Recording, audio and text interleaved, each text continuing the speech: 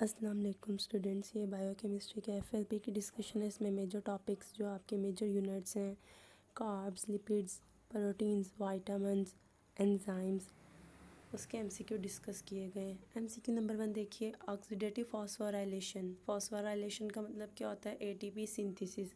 दो तरह की हो सकती है, सबस्ट्रेट फॉस्फोराइलेशन हो सकती है और ऑक्सीडेटिव फॉस्फोराइलेशन हो सकती है, जो कि आप सभी को पता है कि सबस्ट्रेट लेवल पर डायरेक्टली फॉर्म हो रही होती है, जिस तरह से ग्लाइकोलिसिस में हो रही होती है कुछ स्टेप्स में, वो सबस्ट्रेट फॉस्फोराइलेशन होती है। उसके अलावा अगर एनएडी की इन्वॉल्वमेंट से हो रही होती है तो वो ऑक्सीडेटिव फॉस्फोराइलेशन होती है। लेकिन जनरल जो होता है हमेशा फॉस्फोराइलेशन का मतलब एटीपी सिंथेसिस ही होता है, ठीक है। Oxidative phosphorylation in intact mitochondria is blocked by. क्यों हो जाती है ब्लॉक? अगर एटीपी सिंथेसिस ब्लॉक हो रही है तो क्या रीज़न है? तो ऑफ कोर्स ही बात है, ब्लॉकर होंगे जो उसे ब्लॉक कर रहे होंगे। ब्लॉकर्स क्या होते हैं? आपको ब्लॉकर्स और अनकपलर्स का पता होना चाहिए। ब्लॉकर्स जो होते हैं वो इस तरह से रिएक्ट करते हैं कि वो एटीपी सिंथेज के जो चैनल्स होते हैं, हाइड्रोजन चैनल्स, उन्हें ब्लॉक कर देते हैं और माइटोकॉन्ड्रियल मैट्रिक्स में कभी भी हाइड्रोजन उसकी वजह से री एंटर नहीं हो पाती, ठीक है। जब वो री एंटर नहीं हो पाएगी तो एटीपी सिंथेसिस रुक जाएगी, एटीपी फॉर्मेशन नहीं होगी, और एटीपी फॉर्मेशन नहीं होगी तो फिर एटीपी फॉर्मेशन नहीं होगी, फॉस्फोराइलेशन नहीं होगी, और फॉस्फोराइलेशन नहीं होगी तो जो ईटीसी होता है, इलेक्ट्रॉन ट्रांसपोर्ट चेन होती है, इलेक्ट्रॉन ट्रांसपोर्ट का जो सारा काम हो रहा होता है बेसिकली वो फॉस्फोराइलेशन के साथ कपल हुआ होता है। अगर तो वो रुक जाए तो सारा प्रोसेस रुक जाता है, ठीक है।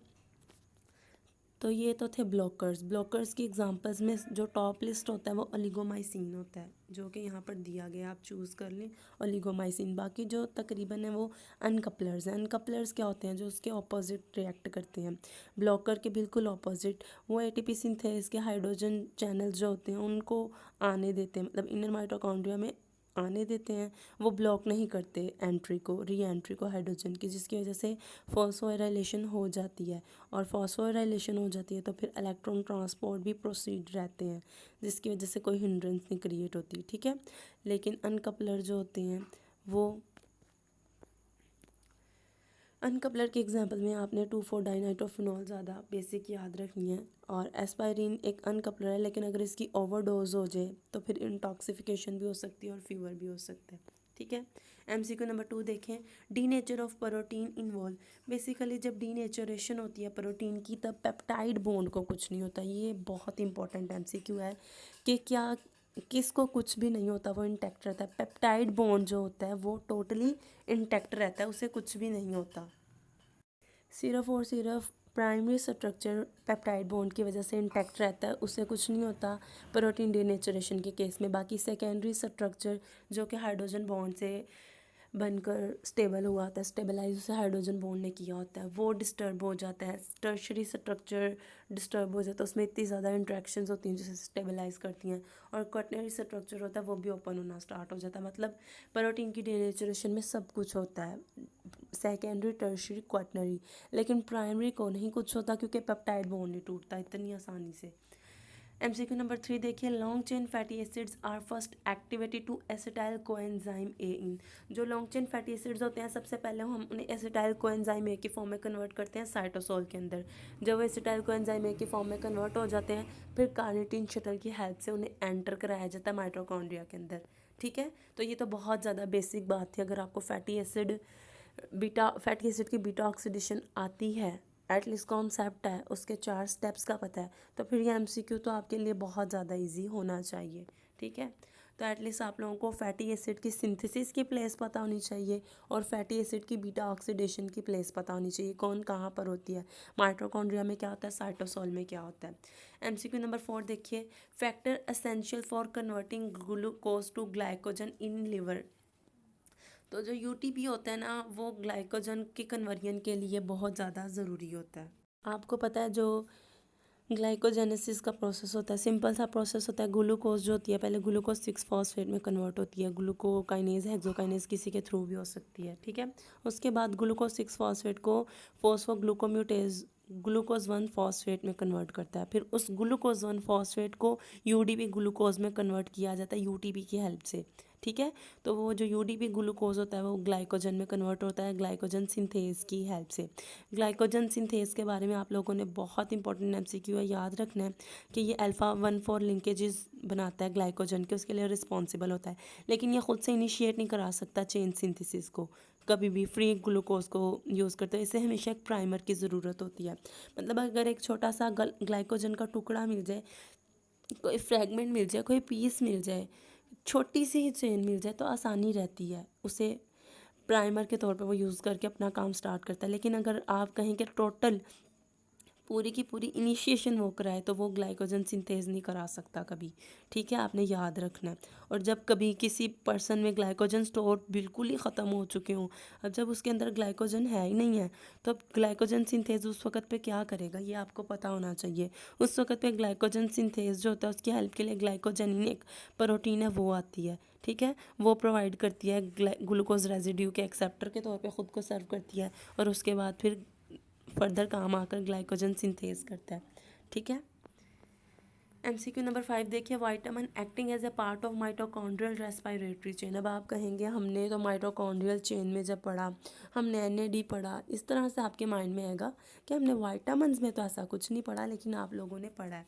देखिए जो नायासिन होती है इसके अल्टरनेटिव्स नेम होते हैं, तो जब आप इसके कोएंजाइमिक फॉर्म्स पढ़ते हैं कि निकोटिनामाइड एडिनाइन डाइन्यूक्लियोटाइड एनएडी, जैसे अगर आप राइबोफ्लेविन की बात करते हैं उसमें आप उसके कोएंजाइम्स देखते हैं, ठीक है। आप एफएमएन एफएडी को देखते हैं कि ये कहाँ पर आ रहे हैं। तो इसी तरह आपको नायासिन का भी पता होना चाहिए कि नायासिन के कोएंजाइम्स एनएडी एनएडीएच वगैरह होते हैं, और ऑफ कोर्स ये माइटोकॉन्ड्रियल जो चेन होती है रेस्पिरेटरी चेन वहाँ पर मौजूद होते हैं, ठीक है ना। इसका अगर आपको डायरेक्ट एनएडी का पूछा जाता है यहाँ पर तो आप फ़ौरन से बता देते, लेकिन क्योंकि एनएडी की तो बात ही नहीं की गई, बात हुई है कोएंजाइम्स के लिए। तो अब जिस स्टूडेंट को पता होगा कि नायासिन के कोएंजाइम क्या होते हैं, बायोटिन के लिए कुछ यूज़ होता है तो वो क्या होता है, राइबोफ्लेविन के लिए क्या यूज़ होता है, तो फिर उससे ईजीनेस रहेगी उस स्टूडेंट को।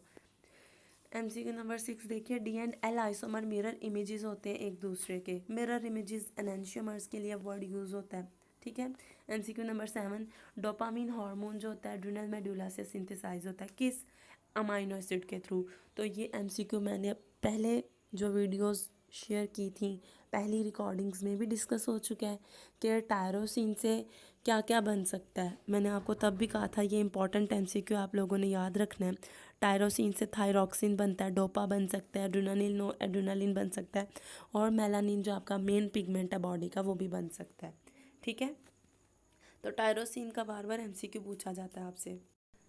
और ट्रिप्टोफैन के लिए आप लोगों ने याद रखना है कि अगर हमारे पास 60 मिलीग्राम ट्रिप्टोफैन हो तो उससे हम 1 मिलीग्राम नायासिन बना सकते हैं, ठीक है। तो ट्रिप्टोफैन अमाइनो एसिड के लिए याद रखना आपने नायासिन की फॉर्मेशन कर सकते हैं एंडोजीनियसली, और उसके अलावा सीरोटोनिन जो होती है 5-हाइड्रोक्सीट्रिप्टामाइन वो बन सकती है। एमसीक्यू नंबर 8 देखिए, helix is formed by, helix जो होता है सेकेंडरी स्ट्रक्चर में अल्फा बीटा प्लेटेड शीट्स होती हैं, आपको पता है वो हाइड्रोजन बॉन्ड से स्टेबलाइज होती हैं। एमसीक्यू नंबर 9 देखिए, all keratins are rich in arginine but hair keratin rich in cysteine. वैसे ये एमसीक्यू नॉर्मली ही आता है, जनरल पूछा जाता है कैराटीन में कौन से अमाइनो एसिड की रिचनेस होती है, मतलब उसमें बहुत अबंडेंस में कौन सा अमाइनो एसिड होता है, तो ये जनरल पूछा जाता है। आप तब भी सिस्टीन बता सकते हैं, ऐसा पजलिंग नहीं की जाती इतनी ज़्यादा कि हेयर कैराटीन है, नेल कैराटीन है। कैराटीन आपको पता है हमारे हेयर नेल और स्किन की हेल्थ को बूस्ट करती है, ठीक है। तो आपने सिस्टीन भी अगर आप याद रख लेते हैं ठीक है, इनफ है।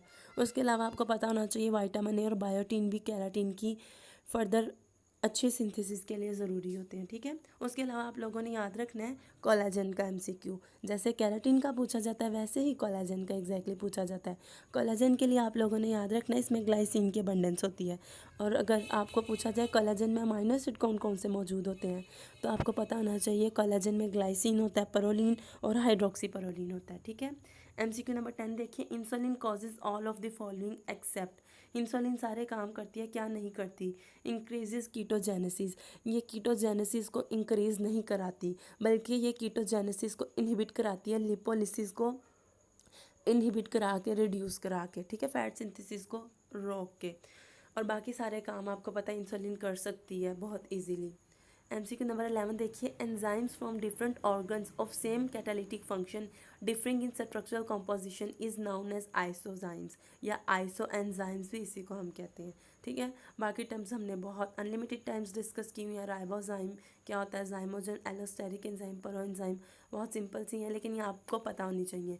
एमसीक्यू नंबर 12 देखिए, PDH complex activity in human require all of following और their derivative as a cofactor except. जी आपको इस कॉम्प्लेक्स के बारे में पता होना चाहिए कि जो ये कॉम्प्लेक्स होता है ये बेसिकली 3 एंजाइम से मिलके बना होता है, जो पायरोवेट डिहाइड्रोजिनेस कॉम्प्लेक्स होता है। इसमें हमारे पास आ जाते हैं पायरोवेट डी कार्बोक्सिलेज आ जाता है, डाईहाइड्रोलिपोइल ट्रांसअसाइलेज आ जाता है, डाईहाइड्रोक्सिलिपोइल डिहाइड्रोजिनेज आ जाता है, ठीक है। और बाकी फिर कोएंजाइम्स चाहिए होते हैं इसको अपने प्रॉपर फंक्शनिंग के लिए। इस कॉम्प्लेक्स को एनएडी चाहिए होता है, एफएडी चाहिए होता है, टीपीपी यानी थायमिन पायरोफॉस्फेट चाहिए होता है, कोएंजाइम ये चाहिए होता है, लिपोइक एसिड चाहिए होता है। अब यहाँ पर सिंपल आपसे पूछा गया कि उस कॉम्प्लेक्स को क्या नहीं चाहिए होता, पायरिडॉक्सिन जो है आपका वो नहीं चाहिए होता। पायरिडॉक्सिन, पायरिडॉक्सल, पायरिडॉक्सिन किसी भी फॉर्म में हमें उसकी ज़रूरत नहीं होती। उस कॉम्प्लेक्स के लिए जो रिक्वायरमेंट्स हैं वो मैं आपको बता चुकी हूँ कि पेंटोथेनिक एसिड की ज़रूरत होती है कोएंजाइम ए की फॉर्म में, थायमीन की ज़रूरत होती है, और उसके अलावा राइबोफ्लेविन की ज़रूरत पड़ती है एफ और एफ की फॉर्म में, ठीक है। टीपी एनएडी की ज़रूरत होती है लेकिन पायरिडॉक्सिन की ज़रूरत नहीं होती उसे। एमसीक्यू नंबर 13 देखें, एन आइन required for activity of amylase from saliva and pancreas. आपको पता है स्लाइवा और पैंक्रियाज में अमाइलेज होता है। इसको अपनी प्रॉपर फंक्शनिंग के लिए कौन सा मेटल आइन चाहिए होता है, क्लोराइड आइन इसकी फंक्शनिंग के लिए बहुत ज़्यादा ज़रूरी होता है। अगर क्लोराइड आइन का लॉस हो जाए तो ये अपनी फंक्शनिंग प्रॉपरली परफॉर्म नहीं कर सकेगा। Predominant form of glucose in solution, solution के अंदर जो ग्लूकोज की प्रीडोमिनेंट फॉर्म होती है वो कौन सी होती है। जी आपको ये पता होना चाहिए, एमसीक्यू ये बहुत इंपॉर्टेंट है। आपको ग्लूकोज के लीनियर स्ट्रक्चर्स आने चाहिए, आपको ग्लूकोज के रिंग स्ट्रक्चर्स आने चाहिए। उसके अलावा आपको इस एमसीक्यू का पता होना चाहिए, ठीक है, कि ये किस फॉर्म में, ग्लूकोपायरानोस के फॉर्म में सबसे ज़्यादा पाया जाता है। एमसीक्यू नंबर 15 देखें, competitive inhibitor of an enzyme. जी कॉम्पिटिटिव इनहिबिटर में आपको पता है केएम इंक्रीज़ करता है लेकिन वीएमएक्स पे कुछ खास फ़र्क नहीं पड़ता, और नॉन कॉम्पिटिटिव इसके ऑपोजिट होता है, और अनकॉम्पिटिटिव जो होता है उसमें दोनों ही मोस्टली डिक्रीज़ कर रहे होते हैं। इस एमसीक्यू को हमने एंजाइम की जो रिकॉर्डिंग थी उसकी डिस्कशन में बहुत ज़्यादा अच्छे से डिटेल से डिस्कस किया था। तो अगर किसी को इस एमसीक्यू में मसला हो वो एंजाइम की रिकॉर्डिंग को अगेन सुन ले ताकि ये एमसीक्यू क्लियर हो जाए। और ये यूएचएस के पेट क्वेश्चंस में से एक है। एमसीक्यू नंबर 16 देखें, it is diagnostic for prostatic carcinoma with metastasis. अगर आपको डायग्नोस्टिक करना पड़ जाए किसी एंजाइम से, आपको पता है ना एंजाइम्स को हम क्लिनिकल डायग्नोसिस इसके लिए भी यूज़ करते हैं, मतलब हम डिटर्मिनेशन कर सकते हैं सीरम एंजाइम लेवल से बॉडी में कि क्या चल रहा है अंदर, कौन सी डिजीज़ चल रही है, ठीक है। तो अगर तो प्रोस्टेटिक कार्सिनोमा और मेटास्टेसिस भी हो रही है उसके साथ साथ, तो आप कहते हैं कि इस वक्त पे एसिड फॉस्फेटेज को डायग्नोस किया जा रहा है।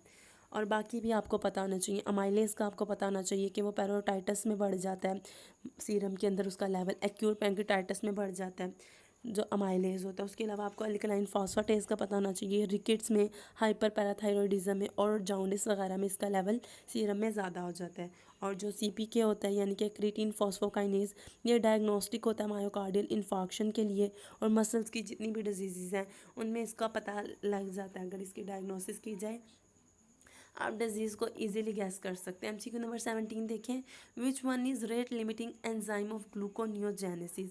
तो ग्लूकोनियोजेनेसिस का रेट लिमिटिंग एंजाइम कौन सा है। बाकी पायरोवेट कार्बोक्सिलेज जो है वो रेट लिमिटिंग एंजाइम है ग्लूकोनियोजेनेसिस का। आपको पता होना चाहिए कि जो आपके पास ग्लाइकोलाइसिस होती है उसमें 3 रेट लिमिटिंग स्टेप्स होते हैं जिन्हें रिवर्स नहीं किया जा सकता, और ग्लूकोनियोजेनेसिस में 4 रेट लिमिटिंग स्टेप्स और इसी तरह 4 रेट लिमिटिंग एंजाइम्स होते हैं, ठीक है। तो ग्लाइकोलाइसिस के जो 3 रेट लिमिटिंग स्टेप्स और 3 रेट लिमिटिंग एंजाइम्स होते हैं उनमें हेक्सोकाइनेज ग्लूकोकाइनेज आ जाता है, दोनों में से कोई एक, फोस्फोफ्रुक्टोकाइनेज और पायरोवेट काइनेज। जबकि जो ग्लूकोनियोजेनेसिस होती है उसके 4 जो होते हैं रेट लिमिटिंग एंजाइम, उनमें आ जाता है सबसे पहले पायरोवेट कार्बोक्सिलेज जो कि यहाँ आपका आंसर है। उसके अलावा आप लोगों ने याद रखना है फ्रुक्टोज 1,6 बिस फॉस्फेटेज, ग्लूकोज 6 फॉस्फेट फॉस्फेटेज, और उसके अलावा फोस्फोइनोल पायरोवेट कार्बोक्सीकाइनेज, ठीक है। तो ये 4 एंजाइम जो है ये ग्लूकोनियोजेनेसिस के रेट लिमिटिंग एंजाइम है। MCQ नंबर 18 देखिए, substitute for enzyme aldolase of glycolytic activity of pathway. Simple से MCQ है। MCQ में पूछा गया है कि ग्लाइकोलाइसिस में एल्डोलेज की जो सब्स्ट्रेट होती है वो कौन सी होती है। जी देखें, जो ग्लूकोज 1,6 बिसफॉस्फेट होती है इसके ऊपर आकर एक्ट करता है एल्डोलेज, ठीक है ना। आपको पता है कि एल्डोलेज जो होता है वो कहाँ पर एक्ट करता है, सिंपल आकर एक्ट करता है फ्रुक्टोज 1,6 बिसफॉस्फेट के ऊपर, और वो ऊपर से कहाँ से बनकर आ रही होती है आपको, मतलब ग्लाइकोलाइसिस एटलीस्ट आपको फिंगर टिप्स पे होनी चाहिए, ठीक है, क्योंकि इसमें से तो MCQ पूछा जाना है आपसे। तो जो फ्रुक्टोज 1,6 बिसफॉस्फेट होती है वो ऊपर से कन्वर्ट होकर आ रही होती है फ्रुक्टोज 6 फॉस्फेट में से, ठीक है ना। तो फ्रुक्टोज 6 फॉस्फेट पे जब एल्डोलेज एक्ट करता है तो वो कन्वर्ट हो जाती है डाईहाइड्रोक्सी एसीटोन फॉस्फेट में और 3-फॉस्फोग्लिसरैल्डिहाइड में। तो आपको सब का पता होना चाहिए कौन सा एंजाइम किस पॉइंट पे एक्ट कर रहा है। उसके अलावा आपको इनहिबिटर्स भी पता होने चाहिए कि एल्डोलेज का जो इनहिबिटर होता है, जैसे आप लोगों ने याद रखना है एल्डोलेज का होता है फ्लोराइड्स। उसके अलावा आप लोगों ने बाकी सबके इनहिबिटर्स भी देख लेने हैं कि जैसे 1,3-बिसफॉस्फोग्लिसरिक एसिड होता है उसका इनहिबिटर आर्सिनेट होता है। अगर उसे आर्सेनिक पॉइजनिंग हो जाए, आर्सिनेट का एक्सपोजर हो जाए तो उसका सारा जो फंक्शन होता है उसके एंजाइम का वो रुक जाता है। MCQ नंबर 19 देखिए, Hers disease is characterize by deficiency of. जी आपको पता है ग्लाइकोजन स्टोरेज डिजीज़ है, बेसिकली तो 12 है, लेकिन जो आपके सिलेबस में मोस्टली MCQ आता है वो 6 में से आता है या फिर 0 टाइप में से आता है। तो 0 टाइप के लिए आप लोगों ने याद रखना है उसमें ग्लाइकोजन सिंथेज डेफिशिएंसी हो जाती है। उसके अलावा आप लोगों ने बाकी 6 को अगर सीक्वेंस से आप याद रखना है तो आपके लिए इजीनेस रहेगी। जो वॉन जिर की डिजीज़ होती है उसे हम टाइप 1 ग्लाइकोजन स्टोरेज डिजीज़ कहते हैं। उसमें ग्लूकोज 6 फॉस्फेट फास्फाटेज की कमी हो जाती है, ठीक है। पॉम्स डिजीज़ को हम टाइप 2 कहते हैं, उसमें ग्लाइकोसिडेज की कमी हो जाती है, अल्फा 1 फॉर ग्लाइकोसिडेज। कोरिस डिजीज़ को हम टाइप 3 कहते हैं, उसमें डी ब्रांचिंग एंजाइम की कमी हो जाती है। और जो एंडरसन डिजीज़ होती है उसे हम टाइप 4 कहते हैं, उसमें ब्रांचिंग एंजाइम की डेफिशिएंसी हो जाती है। मैकार्डल जो होती है वो 5 होती है, टाइप 5, उसमें मसल में जो ग्लाइकोजन मौजूद होती है, मसल ग्लाइकोजन फॉस्फोराइलेज, उसकी डेफिशिएंसी। और फाइनली जो आपका MCQ है 6th डिजीज़ में से हर्ज डिजीज़, इसमें कौन से एंजाइम की डेफिशिएंसी हो जाती है, इसमें लिवर फॉस्फोराइलेज की डेफिशिएंसी हो जाती है, ठीक है। MCQ नंबर 20 देखिए, Molisch test is shown by, positively shown by, मतलब कौन देता है मॉलिश टेस्ट, कार्बोहाइड्रेट्स जो होते हैं। बल्कि कार्बोहाइड्रेट्स में आपने ऐसे याद रखना है सारे कार्बोहाइड्रेट्स, मोनोसेक्राइड्स भी, ओलिगोसेक्राइड्स भी, डाइसेक्राइड्स, पॉलीसेक्राइड्स, सब इजीली मॉलिश टेस्ट देते हैं। और इसके अलावा प्रोटीन्स में आप लोगों ने जस्ट कुछ ग्लाइकोप्रोटीन स्पेसिफिक होती हैं, कुछ एंटीजेंस, वो मॉलिश टेस्ट पॉजिटिव देती हैं। लेकिन आप लोग अगर कार्बोहाइड्रेट्स को याद रख लेते हैं तो अच्छी बात है, और अगर उसको ग्लाइकोप्रोटीन एंटीजेंस को रख लेते हैं तो बहुत ही ज़्यादा अच्छी बात है। MCQ नंबर 21 देखिए, use for treatment of lymphoblastic leukaemia specially in children. तो एस्पार्जिनेज जो होता है ये बेसिकली एस्पार्जिनेज ये बच्चों में लिम्फोब्लास्टिक ल्यूकीमिया, अगर सिंपल वर्डिंग में कहें तो कैंसर्स को ट्रीट करने के लिए यूज़ होता है। जैसा कि आपको पता है हम एंजाइम को एज ए मेडिसिन भी यूज़ कर सकते हैं, ठीक है। उसके अलावा बाकी डिस्कस कर लेते हैं। हाइलुरिडिनेज जो होता है ये आपकी स्किन को लूज़ कर देता है, लूजनिंग कर देता है स्किन के डीपर लेयर्स की, जिसकी वजह से जब आप ऑइंटमेंट अप्लाई करते हैं तो वो डीपर लेयर्स तक जाता है। जैसे अगर स्प्रेन हो जाए यानी कि मोच आ जाए उस वक्त आपने ऑइंटमेंट अप्लाई करना है, तब ये हेल्प करता है। हीमाटोमा हो गया, कोई और इश्यू हो गया, तो उस वक्त पे ये स्किन को लूज़ करके डीपर लेयर तक उस ऑइंटमेंट की पेनिट्रेशन करवाता है, ठीक है। और स्ट्रेप्टोकाइनेज और यूरोकाइनेज का तो आपको बहुत अच्छे से पता है कि ये ब्लड क्लॉट को लाइज कराता है, यानी ब्लड क्लॉट्स को तोड़ता है। और थ्रोम्बिन जो होता है ये तो ब्लड क्लॉटिंग कराता है, सॉरी, जो थ्रोम्बिन होता है ये क्लॉट बनाता है और ब्लीडिंग को स्टॉप कराता है। और जो यूरोकाइनेज होता है ये ब्लड क्लॉट्स को लाइज कराता है, ठीक है ना। MCQ नंबर 20 देखिए, an enzyme regulated by covalent modification, phosphorylation हुई या डिफॉस्फोराइलेशन हुई और वो रेगुलेट होता है तो ग्लाइकोजन। बाकी तो देखिए simple enolase, aldolase, kinase, pyruvate, simple glycolysis के एंजाइम्स हैं। आपने आज तक कभी ग्लाइकोलिसिस पढ़ते हुए नहीं ऐसा कुछ पढ़ा के ये इस तरह से किस तरह से रेगुलेट हो रहे हैं। आपने ये ज़रूर पढ़ा कितने कितने रेगुलेटरी एंजाइम्स होते हैं, रेगुलेटरी स्टेप्स होते हैं। तो इसलिए ये तो सिंपल सा MCQ है, लेकिन आपने ये याद रखना है, ये भी पास पेपर में आ चुका है। MCQ नंबर 23 देखिए, जाइमोजन फॉर्म ऑफ ट्रिप्सिन। जी ट्रिप्सिन की जो जाइमोजन फॉर्म होती है वो क्या होती है, ट्रिप्सिनोजिन होती है। ऐसे ही पेप्सिन की पूछी जाए तो आपने बताना है पेप्सिन, कीमोट्रिप्सिन की पूछी जाए तो कीमोट्रिप्सिनोजिन। ठीक है। MCQ नंबर 24 देखिए, the bonds that are involved in the formation of secondary structure of protein.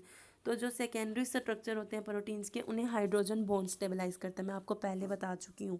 Peptide bond primary structure को स्टेबलाइज कराता है और जो हाइड्रोजन बॉन्ड होता है वो सेकेंडरी स्ट्रक्चर को। pH of gastric juice of adult, basically 1.2 to 3 adult में भी, और अगर इन्फेंट्स में पूछा जाए तो थोड़ा ही डिफरेंस आता है, लेकिन आप सेम भी याद रख लें तो कोई इश्यू नहीं है। बाकी जो 6.6 to 6.9 होती है वो आपको पता होना चाहिए, मिल्क की होती है। या आपसे BSN के स्टूडेंट से तो वाइवा भी पूछा जाता है मोस्टली pH का, और बाकी जो स्टूडेंट्स हैं उनको MCQ भी आ जाता है। तो आपने याद रखना है pH जो होती है मिल्क की वो 6.6 to 6.9 होती है। 3 विनीगर की होती है और 2 जो होती है वो मोस्टली लेमन जूस की होती है। ठीक है। और जो 7.35 to 4 है ये आपके बेसिकली तो ब्लड प्लाज्मा की भी इतनी होती है, लेकिन अगर आप लोग एक जगह रख कर याद करना चाहते हैं तो आप इसे याद कर सकते हैं कि ब्लड प्लाज्मा की भी इतनी ही होती है, CSF की रेंज भी इतनी ही आ रही होती है, बाइल की थोड़ी सी इससे ज़्यादा होती है, लेकिन रेंज यही होती है उसकी 7.4 की रेंज में होती है। और टीयर्स की भी इतनी ही होती है, पैंक्रियाटिक जूस की भी। यानी अगर आप एक जगह पे करके याद रख लेते हैं तो आपको इजीनेस रहेगी। बाकी विनीगर की, लेमन जूस की, गैस्ट्रिक जूस की और मिल्क की आप लोगों ने अच्छे से याद रखनी है। MCQ नंबर 26 देखिए, enzymes of electron transport chain exist at level of protein structure. तो क्वाटनरी स्ट्रक्चर पे जो होते हैं एंजाइम्स ATC के एग्जिस्ट कर रहे होते हैं। MCQ नंबर 27 देखिए, मेटाबॉलिक अल्कलोसिस में result due to. Metabolic alkalosis होती क्या, आपको तो पहले इसका पता होना चाहिए। अगर तो आपको पता होगा तो ही MCQ समझ में आएगा। मेटाबॉलिक अल्कलोसिस, ये 4 बेसिकली आपने याद रखने होते हैं। मेटाबॉलिक एसिडोसिस हो सकती है, मेटाबॉलिक अल्कलोसिस हो सकती है, रेस्पिरेटरी एसिडोसिस हो सकती है और रेस्पिरेटरी अल्कलोसिस हो सकती है। ठीक है। मेटाबॉलिक एसिडोसिस में बेसिकली क्या होता है, आपकी pH जो होती है कम हो जाती है, बाइकार्बोनेट कम हो जाते हैं। मैंने जब आपको लेक्चर में पढ़ाया था मैंने आपको कहा था अगर आप एरोस की डायरेक्शन सेम याद रखते हैं तो वो हमेशा मेटाबॉलिक में होती है, ऑपोजिट हमेशा रेस्पिरेटरी के केस में होती है। यानी कि जब भी किडनी का मैकेनिज्म इन्वॉल्व होगा तो एरो हमेशा सेम आएंगे, जब भी रेस्पिरेटरी मैकेनिज्म इन्वॉल्व होगा तो एरो हमेशा ऑपोजिट आएंगे। ठीक है। तो आप लोगों ने याद रखना है मेटाबॉलिक एसिडोसिस में pH भी कम और बाइकार्बोनेट आयन कम, मेटाबॉलिक अल्कलोसिस में pH ज़्यादा, बाइकार्बोनेट ज़्यादा, रेस्पिरेटरी एसिडोसिस में pH भी कम हो रही होती है लेकिन PCO2 ज़्यादा, क्योंकि रेस्पिरेटरी है तो एरो ऑपोजिट याद रखने हैं आपने। और रेस्पिरेटरी अल्कलोसिस में pH ज़्यादा लेकिन PCO2 कम। ठीक हो गया, अब आपको कॉन्सेप्ट आ गया। लेकिन अब आप लोगों को एक चीज़ जो मज़ीद याद रखनी है वो ये कि किन किन डिजीज़ में ये होता है, कि मेटाबॉलिक अल्कलोसिस किन डिजीज़ में हो सकती है। एसिडोसिस जो होती है वो बेसिकली आपने सबसे पहले एसिडोसिस से स्टार्ट करते हैं। एसिडोसिस, मेटाबॉलिक एसिडोसिस याद रखनी है, डिहाइड्रेशन वगैरह में हो जाती है। हाइपॉक्सिया में अगर तो एक पेशेंट को डायबिटीज़ और कंट्रोल नहीं हो रही या फिर कोई भी रिनल फेलियर का इशू है उसमें होगी। और जो मेटाबॉलिक अल्कलोसिस होती है जो कि MCQ पूछा गया है, ये सीवियर वॉमिटिंग के केस में होती है कि एक पेशेंट को बहुत ज़्यादा वॉमिटिंग हो रही है तो उससे ये हो सकती है। उसके अलावा आप लोगों ने याद रखना है हाइपोवेंटिलेशन के केस में स्केलेटल मसल्स।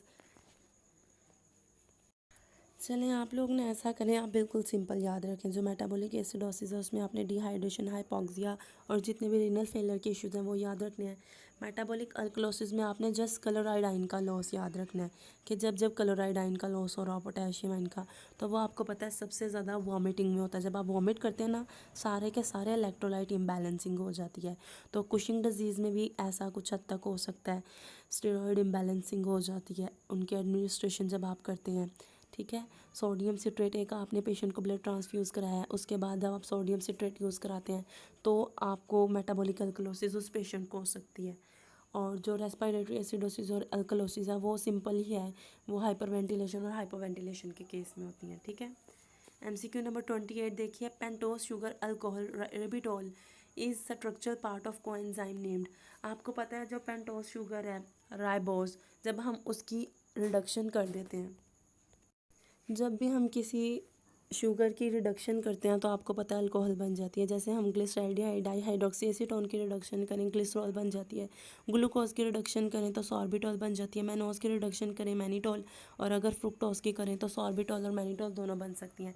ऐसे ही जब हम एक पेंटोज शुगर राइबोज की रिडक्शन करते हैं तो रिबिटोल बन जाती है। एमसीक्यू में पूछा गया रिबिटोल जो है वो स्ट्रक्चरल पार्ट है किस कोएंजाइम का, तो एफएडी और एफएमएन दोनों का ही पार्ट होती है रिबिटोल। एफएडी याद रख लें आप लोग, आपके सिलेबस में है।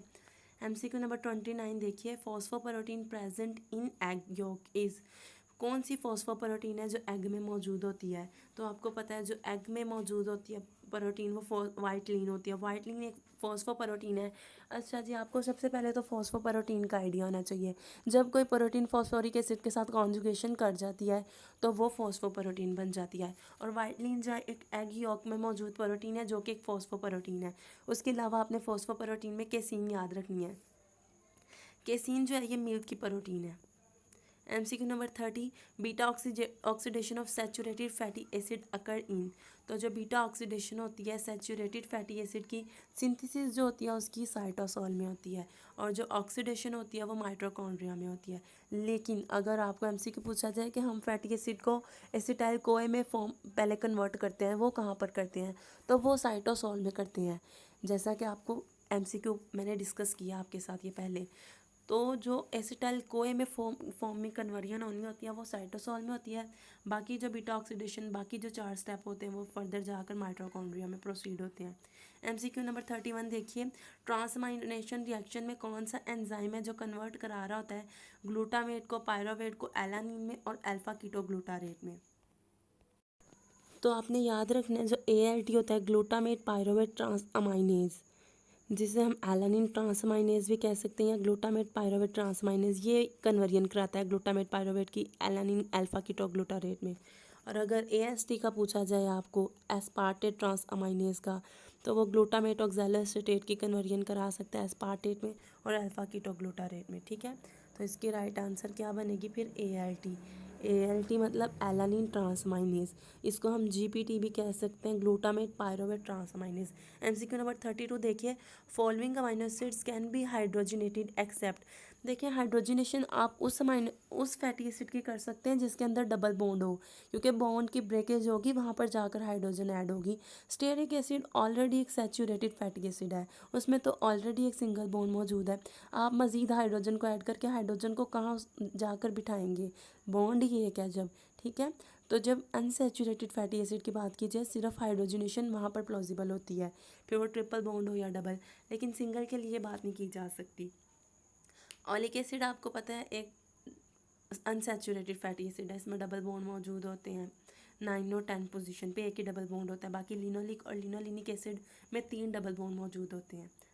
33 MCQ देखिए, glycine is precursor of biosynthesis of each of following compound except, तो वैलिन तो खुद एक अमाइनो एसिड है, कभी ऐसा हो सकता है एक अमाइनो एसिड दूसरे अमाइनो एसिड का प्रिकर्सर हो, मतलब कन्वर्जन तो हो सकती है। ठीक है, लेकिन ये तो कॉमन सेंस, अगर आपने कॉमन सेंस यूज़ की हो तो ये MCQ कभी रॉन्ग नहीं हो सकता। और अगर आपको पता हो कि ग्लूटाथायोन क्रेटिनिन बाकी सब तो इतने ज़्यादा मतलब 3 एटलीस्ट अमाइनो एसिड से मिलके बने हैं। जैसे अगर मैं बात करूँ हीम की, हीम भी एक कॉम्प्लेक्स स्ट्रक्चर है, गवानीन भी, ग्लूटाथायोन जो है उसमें 3 अमाइनो एसिड्स मौजूद होते हैं, उसमें सिस्टीन ग्लूटामिक एसिड ग्लाइसिन मौजूद होता है। ये भी UHS में आ चुका है, MCQ पूछा जा चुका है कि ग्लूटाथायोन एक ट्राइपेप्टाइड अमाइनो एसिड का सीक्वेंस बताएं, कितने होते हैं ये बताएं। क्रेटीन भी इसी तरह बहुत इंपॉर्टेंट है, इसमें ग्लाइसिन मैथ्योनिन और आर्जिनिन होता है। तो ऑफ कोर्स सभी में ग्लाइसिन आ रहा है, लेकिन वेलिन तो खुद एक अमाइनो एसिड है, इसमें ग्लाइसिन नहीं आ रहा है as a precursor. MCQ number 34 देखिए, major tissues requiring insulin for glucose transport into cell, तो जो एडिपोज टिश्यूज़ होते हैं और स्केलेटल मसल्स होते हैं उन्हें बहुत ज़्यादा ज़रूरत होती है इंसुलिन की, फिर ही वो ग्लूकोज को ट्रांसपोर्ट करते हैं, क्योंकि उन्हें वो GLUT4 को यूज़ करते हैं। GLUT4 इंसुलिन डिपेंडेंट होता है, अगर तो उसे इंसुलिन नहीं मिलती GLUT4 को तो वो अपने पूल में ही पड़ा रहता है, वो बाहर नहीं आता, तो उसे टारगेटेड प्लेस पे लाने के लिए इंसुलिन चाहिए होती है। फिर GLUT4 as a glucose transport काम करता है, और एडिपोज टिश्यूज़ और जो बाकी आपके कुछ स्केलेटल मसल्स होते हैं उनको प्रोवाइड करता है ग्लूकोज। ऐसे ही आपको पूछा जाता है क्या ब्रेन को, लिवर को ज़रूरत होती है इंसुलिन की, तो जी नहीं, आपने कहना है नहीं होती ज़रूरत, क्योंकि ये GLUT1 और GLUT3 को यूज़ करते हैं। GLUT1 और GLUT3 जो है वो नॉन इंडिपेंडेंट है, वो ऐसे ग्लूट हैं जिन्हें अपनी ग्लूकोज की ट्रांसपोर्टेशन के लिए इंसुलिन रिक्वायर नहीं होती, तो इसलिए ब्रेन और लिवर में वो डायरेक्ट जा सकते हैं without insulin utilization. MCQ number 35 देखिए, a disaccharide having 2 glucose unit linked by β1 four glycosidic linkage. जी तो आपको ये लिंकेजेस पता होने चाहिए कि अगर डाइसेक्राइड माल्टोज है तो उसमें α14 होता है, अगर लैक्टोज है उसमें β14 होता है, और अगर सुक्रोज है तो उसमें α12 होता है। हमारे MCQ में जो रिक्वायर्ड MCQ नंबर 35 है उसमें β14 ग्लाइकोसिडिक लिंकेज देकर आपको पूछा गया कि बताएं किस डाइसेक्राइड की बात की जा रही है। तो ऑफ कोर्स सिंपल सी बात है, क्योंकि β14 है तो ये लैक्टोज है, α14 होता तो माल्टोज होता, α12 होता तो सुक्रोज होता। ठीक है, किसी को किसी MCQ में इशू हो तो मुझसे पूछ लीजिएगा।